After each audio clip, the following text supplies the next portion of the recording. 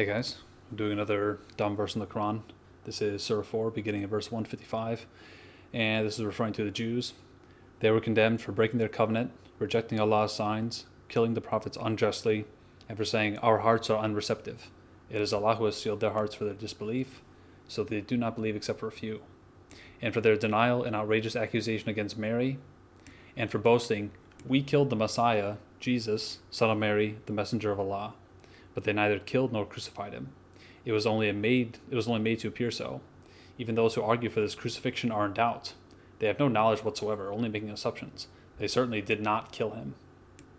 Rather, Allah raised him up to himself, so on and so forth. So, I wanted to highlight this verse because it shows how Muhammad used people for a sock puppet. The first thing that makes no sense would be the Jews saying, "Our hearts are unreceptive." I don't know anyone who would admit that. But then down here, and then be punished for it in context, right? They were condemned for saying our hearts are unreceptive. And then down here, if Muhammad knew what the Messiah was, what that concept was in Judaism, he would never put these words in the mouth of a Jew because it makes absolutely no sense. So these are Jews boasting. It says boasting, quote. This is him quoting someone, okay, historically. "We killed the Messiah."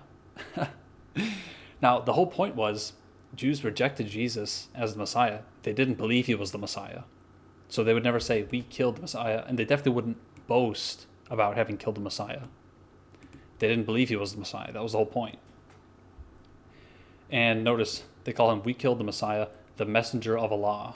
Okay, so they're boasting about having killed the messenger of Allah. Again, makes no sense for someone to say that.